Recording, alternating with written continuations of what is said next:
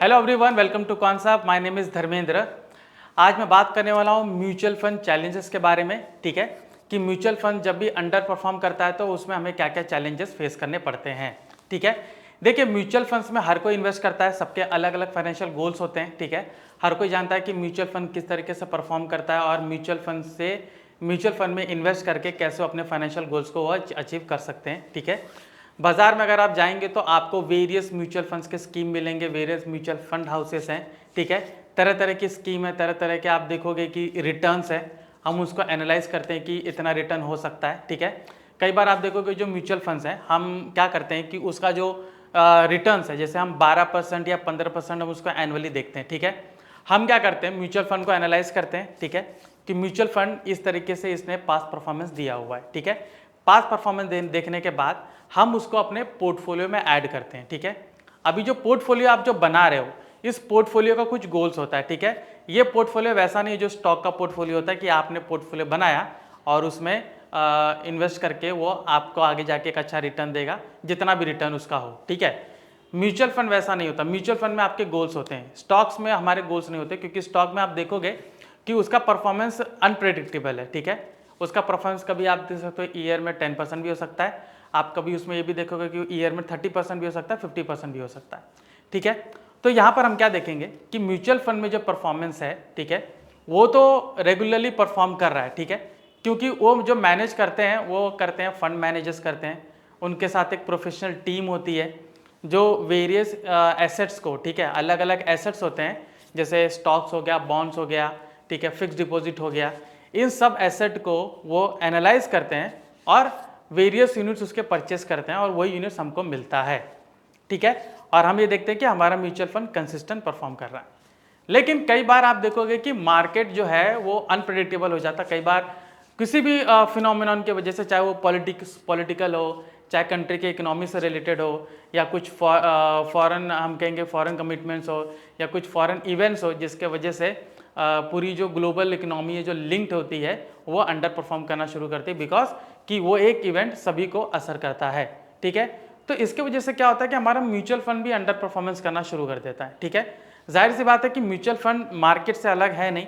ठीक है, क्योंकि म्यूचुअल फंड में पूरा इन्वेस्टमेंट आप देखोगे मार्केट के रिलेटेड ही होता है, बिकॉज मार्केट क्या होता है, वो पूरी इकोनॉमी को दर्शाता है। ठीक है, कि मार्केट अगर किसी भी कंट्री का मार्केट अगर अच्छा परफॉर्मेंस दे रहा है, इसका मतलब उस कंट्री का जो आप देखोगे कि जो इकोनॉमिक पैरामीटर्स है, जो इकोनॉमिक परफॉर्मेंस है वो अच्छी चल रही है, तभी जाके आप देखोगे कि स्टॉक मार्केट भी अच्छा खासा ग्रोथ करता है। ठीक है, और साइमल्टेनियस अगर उसमें करेक्शन भी आ रहा है तो कहीं ना कहीं कुछ देखोगे बबल्स है जो थोड़ा सा फटा है, तो वहाँ पर डाउन साइड आता है, तो वहाँ से जो स्टॉक मार्केट है वो भी नीचे आता है। ठीक है, ऐसे वेरियस केस हमने देखे हैं। ठीक है, इस दौरान जो आप म्यूचुअल फंड जो इन्वेस्ट करते हो, ठीक है, उसमें भी अगर इसी तरीके का असर दिखता तो आप उसमें क्या करोगे, हम ये प्रेजेंटेशन में उसको देखेंगे। ठीक है, तो चलिए चलते हैं इस प्रेजेंटेशन में, देखते हैं कि जो चैलेंजेस फेस करेंगे उसको मैं कैसे एनालाइज करके कैसे मैं उसको परफॉर्मेंस ट्रैक पे वापस से ला सकता हूँ। ठीक है, तो यहाँ पर मैंने इसको नाम दिया गया strategies for navigating mutual fund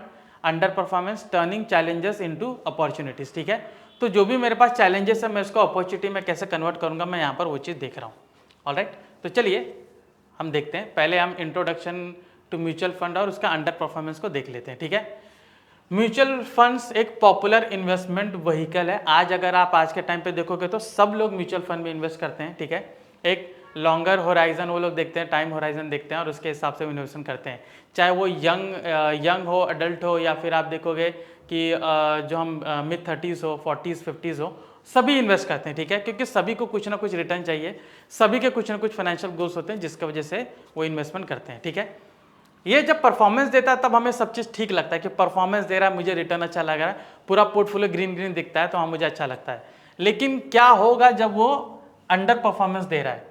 ठीक है, they can face periods of under performance. ठीक है, सो हमें पहले रीजन जाना, understanding the reason behind this can help investor turn potential challenges into opportunities. ठीक है, तो इसके पीछे का जो रीजन है वो हमें जानना जरूरी है। ठीक है, अभी जैसे देखिए जो स्टॉक मार्केट जब क्रैश होता है तो कई लोग देखिए कि अपने पोर्टफोलियो को हेज करते हैं, तो वेरियस ऑप्शन स्ट्रैटेजीज होती है जो यूज करके अपने पोर्टफोलियो को हेज करते हैं, या फिर कुछ वो ऐसे स्टॉक्स में इन्वेस्ट करेंगे जो डिफेंसिव स्टॉक्स होते हैं।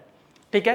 कई लोग आप देखोगे ज़्यादातर जो स्मार्ट इन्वेस्टर्स हैं वो डिफेंसिव स्टॉक्स में जरूर जाते हैं, बिकॉज जब बाकी सेक्टर्स अंडर परफॉर्म करते हैं तो वो ओवर परफॉर्म करता है, वो आपके पोर्टफोलियो को कई हद तक बचाता है। ठीक है, तो सिमिलरली यहाँ पर भी मैं जानूंगा कि क्या क्या रीजंस इनके पीछे है और जो ये पोटेंशियल चैलेंज है इसको मैं अपॉर्चुनिटी में कैसे बदल सकता हूँ, क्योंकि इन सब चीज़ को जानना एक चैलेंज है। ये जितनी भी चीज़ें कुछ खराब होती है हमारे सामने एक चैलेंज लाता है। ठीक है, जब भी कुछ परेशानी आती है वो चैलेंज के तौर पे आती है, उस चैलेंज को कैसे मैं अपॉर्चुनिटी में कन्वर्ट करता हूँ ये हमारे स्किल सेट पे मैटर करता है, हमारे इन्फॉर्मेशन पे मैटर करता है, हमारे नॉलेज पे मैटर करता है और जो एक्शन उस समय हम लेंगे उस पर भी मैटर करता है। ठीक है, तो यहाँ पर आप देखोगे ये प्रेजेंटेशन मैं आपको बता रहा हूँ कि इसमें किस तरीके से इफेक्टिव स्ट्रैटेजीज को यूज करके ये सारी सिचुएशन को मैं इजीली हैंडल कर सकता हूँ। ठीक है, तो चलिए आगे बढ़ते हैं। ठीक है, पहले है कि आइडेंटिफाइंग अंडर परफॉर्मेंस कॉस्ट। ठीक है, अभी यहाँ पर पहली बात ये कि जो भी म्यूचुअल फंड जो स्कीम है जो पोर्टफोलियोज में है, अगर आपने मल्टीपल म्यूचुअल फंड्स लिया है, जो भी स्कीम है वो अंडर परफॉर्मेंस करी तो पीछे उसका पीछे रीजन देखिए। ठीक है, तो हो सकता है कि पुअर मैनेजमेंट डिसीजन हो। ठीक है, जो फंड मैनेजर्स है जो उनके साथ एक्सपर्ट टीम है वो अच्छे से काम नहीं कर रही हो। ठीक है, बाकी फंड्स अच्छे काम कर रहे हैं, यही अच्छे काम नहीं कर रहे, तो सिंपल सी बात है हम डायरेक्टली ब्लेम कर सकते हैं कि जो मैनेजमेंट टीम है वो अच्छा काम नहीं कर रही है। ठीक है, हो सकता है कि उनमें से बहुत सारे लोग वहाँ पर जैसे जॉब होता है जॉब से निकाले जाते हैं, या फिर जो उन्होंने नई टीम हायर की है उनका परफॉर्मेंस अच्छा नहीं है। बहुत सारे वेरियस रीज़न होते हैं, क्योंकि ये जॉब का मामला है, ये कॉर्पोरेट का मामला है, तो वहाँ पर ये सारी चीज़ें होती रहती है, इट्स अ कॉमन थिंग। ठीक है, तो अगर वो सारी चीज़ें परफॉर्म नहीं कर रहे तो it's a time to change the mutual fund. ठीक है, तो यहाँ पर हम आगे देखेंगे मार्केट फ्लक्चुएशन। मार्केट में काफ़ी ज़्यादा फ्लक्चुएशन है, जैसे निफ्टी बैंक निफ्टी देखोगे। ठीक है, मार्केट 1-2% बढ़ रहा है, फिर 2-3% नीचे जा रहा है, फिर वहाँ से 1-2% बढ़ रहा है, फिर 2-3% नीचे जा रहा है। ठीक है, आपको मार्केट फ्लक्चुएशन दिखेंगे। ठीक है, मार्केट फ्लक्चुएशन कब देखने को मिलता है, जब इन्वेस्टर्स लोगों का कॉन्फिडेंस उसमें कम होता है। ठीक है, क्योंकि यहाँ पर देखिए होता क्या है कि इन्वेस्टर्स लोग बाय करते हैं, जहाँ पर उनको थोड़ा सा प्रॉफिट मिलता है वहाँ पर सेल कर देते हैं, और कई जो सेलर्स होते हैं वहाँ पर पैनिक सेलिंग करते हैं। वो क्या सोचते हैं कि मार्केट यहाँ तक तो आ ही गया है, मेरा इतना लॉस हो ही रहा है, तो मैं अपना और भी लॉस बचाने के लिए मैं यहाँ पर मार्केट को सेल कर देता हूँ। मतलब जो भी उनके पास स्टॉक है, जो भी एसेट है, वो वहाँ पर उसको सेल कर देंगे। तो इससे क्या होगा, सेलिंग कर रहे हैं, बाइंग भी नीचे कर रहे हैं, फिर सेलिंग कर रहे हैं, बाइंग कर रहे हैं, तो मार्केट पूरे तरीके से फ्लक्चुएशन देता है। कई बार आपने देखा होगा कि जो इंडाइसेस है, मेजर इंडाइसेस, वो आप देखोगे कि बहुत परसेंट ऊपर बढ़े, फिर ऊपर से नीचे का बहुत परसेंट नीचे भी गिरते हैं। तो इन फ्लक्चुएशन के वजह से भी आप देखोगे म्यूचुअल फंड अंडर परफॉर्मेंस करता है। तो मार्केट कंडीशन को जानिए। ठीक है, वो चेंज हो सकती है। तो इस टाइम पे हमें क्या करना है कि मार्केट अगर जो अंडर परफॉर्मेंस, मतलब जो भी म्यूचुअल फंड अंडर परफॉर्मेंस देता है, तो हम उसका एसेट एलोकेशन देख सकते हैं कि ये ज़्यादातर इसका एसेट किस में है। तो अगर उसका एसेट एलोकेशन आप देखोगे डेट की ओर ज़्यादा नहीं है, आप देखोगे उसमें डिफेंसिव ज़्यादा नहीं है, तो कुछ ऐसे म्यूचुअल फंड को हमें बाय करना पड़ेगा जिनका जो पोर्टफोलियो है वो ज़्यादातर डिफेंसिव स्टॉक्स की ओर है। ठीक है, भले उसमें रिटर्न थोड़ा कम हो, तो हम क्या कर सकते हैं, ये जो हम इनबैलेंस बना हुआ इसको बैलेंस कर सकते हैं। ठीक है, कि कहीं पर एक अंडर परफॉर्मेंस कर रहा है तो मैं कोई परफॉर्मेंस वाला म्यूचुअल फंड उसको मैं परचेस करके रखता हूँ ताकि ये चीज़ को मैनेज करके रखें। ठीक है, फिर आता है आपका इकोनॉमिक कंडीशन। अगर किसी कंट्री स्टेट का अगर इकोनॉमिक कंडीशन ही अच्छा नहीं है तो म्यूचुअल फंड भी अच्छा परफॉर्मेंस नहीं देगा। ठीक है, इकोनॉमिक कंडीशन जो है वो खराब 2 ही 3 तरीकों से वजह से होती है। एक तो होता है पॉलिटिकल फैक्टर्स, होता है फिस्कल पॉलिसीज, मॉनेटरी पॉलिसीज अच्छी नहीं चल रही है, जिसके वजह से पूरी इकोनॉमी टर्मोइल होती है। ठीक है, एंड दूसरा हम देखें कि जो सारी इकोनॉमी ग्लोबली लिंक्ड है, तो अगर ग्लोबल न्यूज़ कुछ आता है तो उसके वजह से भी आप देखोगे कि यहाँ पर इकोनॉमिक कंडीशन खराब हो जाती है। तो ये एलिमेंट को पहचानिए। ये पहचानने के बाद जो इन्वेस्टर्स हैं वो इन्फॉर्म डिसीजन बना सकते हैं अपनी इन्वेस्टमेंट स्ट्रैटेजी को लेकर, और इसी के अगेंस्ट पोटेंशियल एडजस्टमेंट कर सकते हैं। ठीक है, लॉस करके एग्जिट करना ठीक नहीं होगा, एडजस्टमेंट करना ठीक होगा। ठीक है, पोर्टफोलियो अगर अच्छा काम नहीं कर रहा तो उसको पोर्टफोलियो रिस्ट्रक्चर करना बहुत जरूरी है। ठीक है, चलिए आगे देखते हैं। डाइवर्सिफिकेशन स्ट्रैटेजी, सबसे पहला डाइवर्सिफिकेशन ही आता है। Implementing a robust diversification strategy can mitigate risks associated with mutual fund underperformance. ठीक है, by spending investments across various asset classes or sectors, investors can reduce exposure to poorly performance fund and enhance overall return. तो यहाँ पर जब भी diversification होगा तो यहाँ पर आपको एक बात जानने की जरूरत है कि डाइवर्सिफिकेशन के बाद आप देखोगे कि जो म्यूचुअल फंड का जो परफॉर्मेंस है वो किसी हद तक इंप्रूव हो जाएगा। ठीक है, डाइवर्सिफिकेशन क्या इतना आसान है? बिल्कुल इतना आसान नहीं है। ठीक है, सबसे पहला तो आपको ये देखना है कि कौन कौन से सेक्टर्स इसमें पुअर परफॉर्मेंस दे रहे हैं, कौन कौन से सेक्टर परफॉर्मेंस अच्छा दे सकते हैं। कुछ सेक्टर्स जो होते हैं उनका परफॉर्मेंस आप देखोगे बहुत बुरी घड़ी में भी काफ़ी अच्छा परफॉर्मेंस देता है। ठीक है, तो ये जो डिफेंसिव वाले सेक्टर्स रहते हैं, हम क्या कर सकते हैं, पोर्टफोलियो को थोड़ा उसकी ओर डाइवर्स कर सकते हैं। ठीक है, अभी ये जो डिफेंसिव वाले जो स्टॉक्स होते हैं या डिफेंसिव वाला जो सेक्टर्स होता है, यहाँ पर जब म्यूचुअल फंड अपना हाथ वहाँ पर करते हैं, ठीक है, अभी ये होता है कि वहाँ पे हाथ करने से रिटर्न तो थोड़ा सा कम हो जाता है, बिकॉज जो ग्रोथ स्टॉक है वो सबसे ज़्यादा ड्रास्टिकली हिट होते हैं। ठीक है, जब भी कुछ ऐसा डिफरेंसेस आता है, जब भी कुछ ऐसा डिजास्टर आता है, तो ग्रोथ वाले स्टॉक सबसे ज़्यादा असर करते हैं। ठीक है, बट जो डिफेंसिव स्टॉक्स होते हैं, जो स्टडी स्टॉक्स होते हैं, जो गवर्नमेंट स्टॉक्स होते हैं, वो देखोगे कि धीरे धीरे ऊपर बढ़ते हैं। तो आपको क्या करना पड़ेगा, म्यूचुअल फंड का थोड़ा पोर्टफोलियो रिस्ट्रक्चर करना पड़ेगा कि जहां पर जो फंड मैनेजर्स हैं थोड़े ऐसी जगह इन्वेस्ट कर रहे हैं जहां पर आप देखोगे कि रिटर्न की पॉसिबिलिटी अभी भी होती है। क्योंकि कुछ चीज़ें हैं जो इकोनॉमी में कभी बंद नहीं होती है, जिसमें मेडिसिन, कंज्यूमर ड्यूरेबल्स से सारी चीज़ें आती है, पैरल्स आते हैं। ठीक है, कभी ये सारी चीज़ें कभी बंद नहीं होती है। मेजर चीज़ें कहाँ पर होती है, लेंडिंग बोरोविंग्स में होती है, जो फाइनेंशियल स्टॉक्स होते हैं। फिर आप देखोगे जो बाइंग सेलिंग होते हैं, जैसे रियल स्टेट हो गए, बिग एसेट्स हो गए, ठीक है, कैपिटल गुड्स हो गए, यहाँ पर आप देखोगे ज़्यादातर जो है बाइंग सेलिंग थोड़ी कम हो जाती है। या फिर मैं घर में कुछ बड़ी चीज़ें खरीद रहा हूँ, जैसे कार, मोटर बाइक, ये सारी ये बड़ी चीज़ें हैं।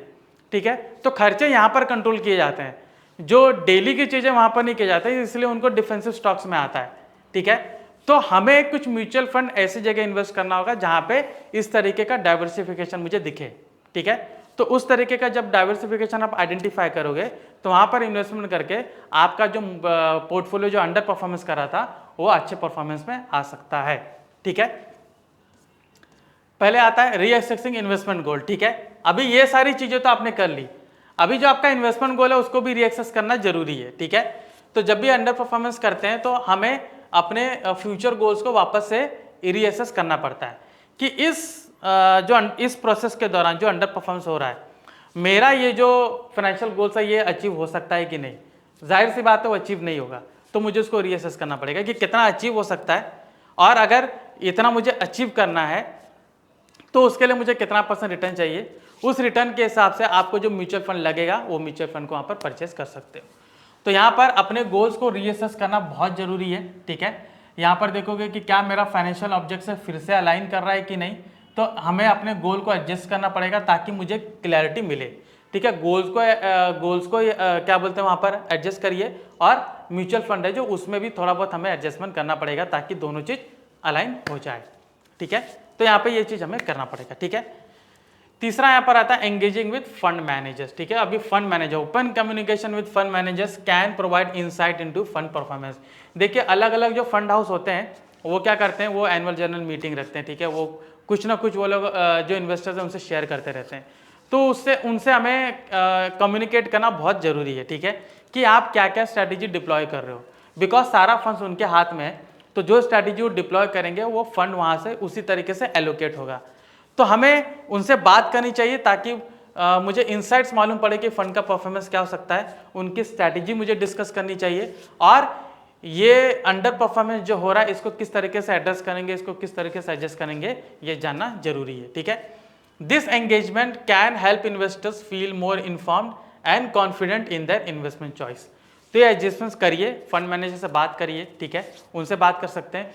सिमिलरली आपके जो एडवाइजर्स हैं उनकी हेल्प लीजिए, बिकॉज वो ऐसी मीटिंग अटेंड करते रहते हैं, वो उनके पास हमेशा अप टू डेट इन्फॉर्मेशन होती है म्यूचुअल फंड हाउसेस के, फंड मैनेजर्स के स्ट्रेटजीज के बारे में कि वो क्या डिसीजन ले रहे हैं, ये डिसीजन आपके पोर्टफोलियो पे कितना असर करेगा, ये सारी इन्फॉर्मेशन उनके पास होती है, एंड उसी के अकॉर्डिंग वो लोग आपको गाइडेंस प्रोवाइड करते हैं। तो उनसे ज़रूर आप बात करिए। ठीक है, उनसे ज़रूर बात करिए, तो ये क्या होगा कि आपको फ़ायदा होगा आपका पोर्टफोलियो को रिस्ट्रक्चर करने में। ठीक है, क्योंकि उनके पास वास्ट नॉलेज होता है, उनके पास एक्सपीरियंस होता है, तो आपको और भी बेटर इंफॉर्मेशन वो दे सकते हैं, आपके और बेटर हेल्प कर सकते हैं। ठीक है, सो कंक्लूजन यहाँ पर ये है कि अंडर परफॉर्मेंस जब भी होता है तो आपको एक प्रोएक्टिव अप्रोच लाना बहुत ज़रूरी है। ठीक है, आइडेंटिफाई कीजिए कि क्या कॉजेस है, डाइवर्सिफाई कीजिए, रीअसेस गोल कीजिए, और एंगेज विद फंड मैनेजर तो आप ये जो चैलेंजेस है इसको अपॉर्चुनिटीज में आप कन्वर्ट कर सकते हो। ठीक है, सो आई होप आपको समझ में आएगा कि म्यूचुअल अंडर परफॉर्मेंस क्या होता है, किस वजह से होता है। ठीक है, फिर हमने ये भी डिस्कस किया कि आप ये अंडर परफॉर्मेंस के दौरान क्या क्या कर सकते हो। ठीक है, क्या क्या स्टेप्स ले सकते हो ताकि आपका जो म्यूचुअल फंड है दोबारा ट्रैक पर आ जाए। ठीक है, सो अगर ये वीडियो आपको पसंद आए तो प्लीज़ लाइक एंड शेयर कीजिए, और भी ऐसे जानकारी पूर्ण तत्व जानने के लिए कॉन्सेप्ट से जुड़े रहिए। मैं धर्मेंद्र राजभर, आपका धन्यवाद।